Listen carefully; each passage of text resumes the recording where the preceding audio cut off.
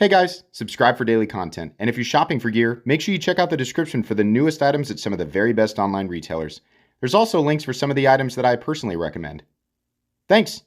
What's going on YouTube? Metal Complex here, and today I've got a short little knife review slash knife overview to share with you guys. This is the Artisan Cutlery Simoon. It's got the recoil lock, which is basically a crossbar lock with the addition of this little tab back here, which makes it more convenient for some people to manipulate, and for a lot of people it's just a little more fidgety, kind of in the same way that the Demco Shark Cub knives are sort of fidgety and fun. But it's cool, and it costs a lot less money, and it still maintains a good amount of strength and reliability. This is a very simple pocket knife, so it doesn't really require an ultra complex review. Down in the description is where you'll find this. It does help my channel when you use those links, but that's up to you. Thanks to Artisan Cutlery for sending it in. Thanks to my patrons for supporting me. Let's go ahead and measure this guy. Overall length of the Simoon is coming in at just about 8 inches. So it's a full-size knife. Doesn't look that way, but it is.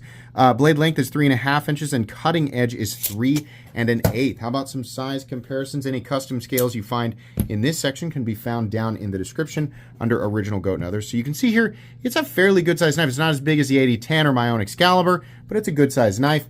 Let's put it up against the Spyderco PM2 and the Spyderco Para 3. And once again, it's actually closer to the size of the PM2 than it is the Para 3, but in a lot of ways it feels as compact as the Para 3. And then finally, we'll put it up against the Benchmade Griptilian, or in this case, the Ritter Hogue and the Hogue Deca. How's the action? Well, it's a crossbar lock, so that's what it feels like, but I have to say, I do like the way that this manipulates. It feels second nature, being somebody who regularly carries the Arcade and the Shark Cub.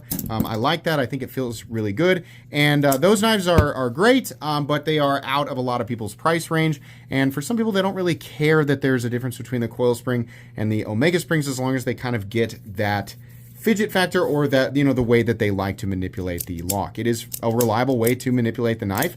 You can also, you know, use this like a regular crossbar lock and ignore that tab, but I think it's cool. It runs on bearings and it feels pretty good. I mean, there's really nothing to complain about it. It operates exactly the way that you'd want it to, and the thumb studs are kind of small and kind of pointy, but they're pretty easy to manipulate. Let's do carry profile. So thickness up against the Spyderco Para 3, it's not that thick. In fact, it's a little thinner. Length and height up against the PM2 and Para 3. This is what I mean. It feels about the same size as the Para 3. It actually feels more compact in terms of height. It's quite a bit smaller than knives like the PM2.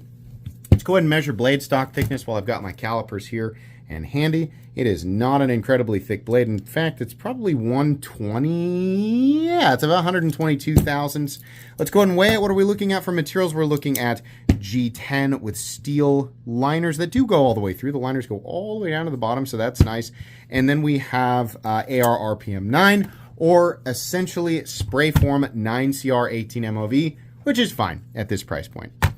3.4 ounces for about 3.5 inches of blade, if I'm not mistaken. That's what we measured it at. We'll do that again just to make sure. Yeah, the ratios on this are pretty good, and it honestly balances because the blade is so tall. There's a lot of material there. It's right behind the pivot. Let's go ahead and do a hardware check. I'll get out my tools. As per usual, my tools are very inexpensive and very recommendable. You can find them right down in the section of my description. It talks about the tools I use on this channel. I believe the pivot is a T8.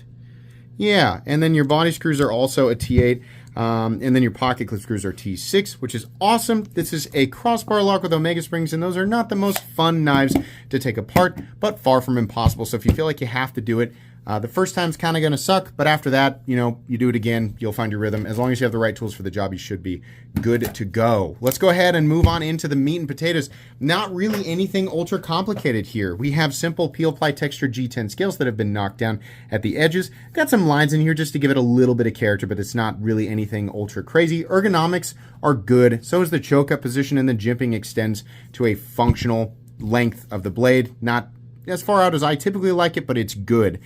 This is almost like a scimitar kind of blade shape, right? I mean, the more technical, I mean, like, I think there's probably a lot of different blade shapes that you could call this. But ultimately, it's kind of like a fat, stubby clip point. It looks like a Disney pirate sword, right? And it's nice. It works. You have a nice tip, a lot of cutting belly, and it actually gets pretty darn thin. This knife will be very, very easy to touch up. So if you are new and you're looking for, you know, a good pocket knife to start with, you've got a million choices. I mean, I've got a playlist called Cheap Knives I Like with about 270 choices under $75. But this would be a good one. I'll go ahead and tell you that. Air RPM 9 is not going to yield the most incredible edge retention at this territory. It is stainless and it is reasonably tough. Most importantly, I think for a knife like this, it's just really, really easy to touch up and even reprofile. If you manage to actually chip this, you need to like actually sharpen it with stones, you know, or a guided system. These are great for newer people because sharpening it back up actually does put it in a position where, you know, along with the geometry, the edge that it holds is long enough to make you feel like you actually did something versus sharpening up something like 420J, which admittedly will not take as long. But man, the end result is basically just the foil that gum comes in. I mean, it's not doing anything. So this is nice. It's something that allows people to kind of practice with a strop and stones and things like that. I don't usually talk about that, but that's what makes 9CR 18MOV kind of a good choice for some people.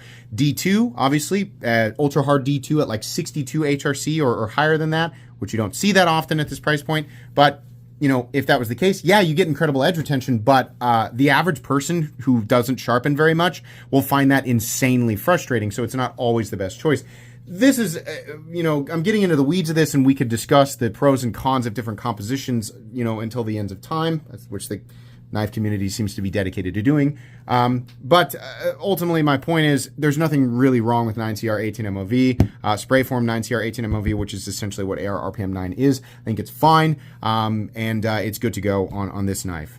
As far as the aesthetic goes, it's certainly not doing anything that I've never seen before, but the blade shape is kind of cool without doing something so crazy that it takes away from the utility, right? I think that's what makes this knife fun. A lot of times, people who come to this part of the knife world, you know, where they came from is essentially from the gas station mall ninja side. They buy knives because they look cool, not whether or not they are actually functional, because there's no foundation for what that looks like, right? This has all of that build quality that you want, the good tolerances, the reasonable materials, right? And it has the good cutting geometry and the good safe locking system, but it still has that cool looking blade shape, right?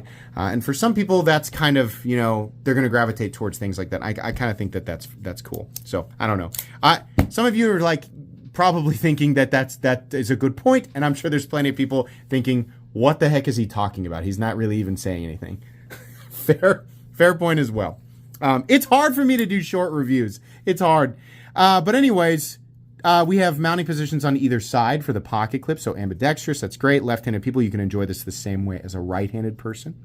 Not really much else. The pocket clip, I really wish they wouldn't do this little divot-like thing, but it does kind of pinch it to your, well, not necessarily any better than something like this. This is a superior pocket clip design in my opinion, but this is okay. And the retention's not crazy, so honestly, in and out of the pocket will be easy. If you want to attach a lanyard to this, don't do it on the standoff because the blade will cut it. Instead, attach your lanyard to this loop on the pocket clip.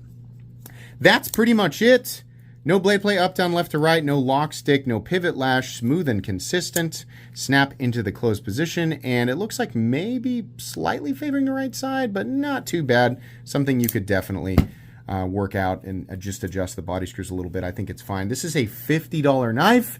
It's not necessarily the most amazing price tag I've ever seen on a knife that's built like this in China. But it's also not bad. I'm not upset with it. In fact, I think in a very generic way, this is a knife that I would recommend to the average person. It's fine. It'll work fine. If it's your very first reasonable quality knife, I think you made a decent choice. So yeah, generally speaking, recommendable. I'm going to put it in my cheap knives I like playlist. That's going to be it today, guys. Please make sure to follow me on Instagram at metal_complex. If you enjoyed this video, leave a like. If you'd like to check out my other content, I do, of course, have lots of videos of knives that are either expensive or inexpensive that I do or don't like, so check those out. And if you enjoy all my content, go ahead and click on that Metal Complex logo right there and subscribe because there's definitely more coming. Thanks again for watching, everybody, and have a great day.